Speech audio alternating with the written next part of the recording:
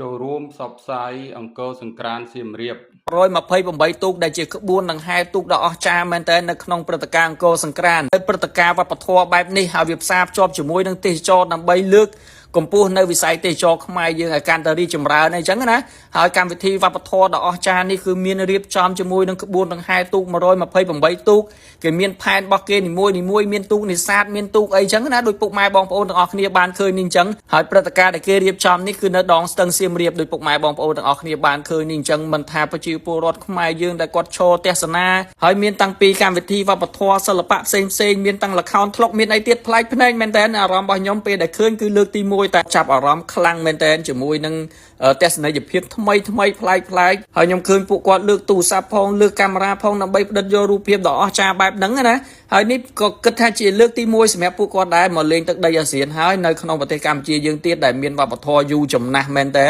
មានតាំងពីប្រាសាទបុរាណមានតាំងពីវប្បធម៌ផ្សេងហើយមានតាំងពីកមុំអ្នកសៀមរាបនេះគាត់ស្លៀកពាក់បែបបុរាណនិយាយទៅស្រស់ស្អាតណាខ្ញុំទៅសើមែនតើគាត់លក់នំលក់អីនៅ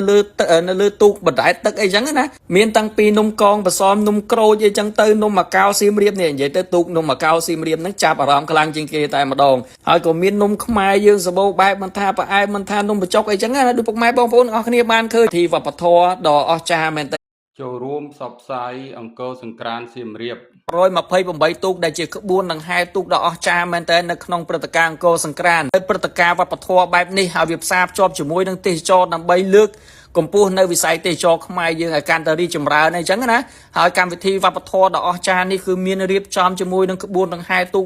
128ទូកគេមានផែនរបស់គេនីមួយមានទូកនេសាទមានទូកអីចឹងណាដោយពុកម៉ែបងប្អូនទាំងអស់គ្នាបានឃើញនេះចឹងហើយព្រឹត្តិការណ៍ដែលគេរៀបចំនេះគឺនៅដងស្ទឹងសៀមរាបដោយពុកម៉ែបងប្អូនទាំងអស់គ្នាបានឃើញនេះចឹងមិនថាប្រជាពលរដ្ឋខ្មែរយើងដែលគាត់ឈរទស្សនាហើយមានតាំងពីកម្មវិធីវប្បធម៌សិល្បៈផ្សេងមានតាំងល្ខោនធ្លុកមានអីទៀតប្លែកភ្នែកមែនតើអារម្មណ៍របស់ខ្ញុំពេលដែលឃើញគឺលើកទី1តែចាប់អារម្មណ៍ខ្លាំងមែនតើជាមួយនឹង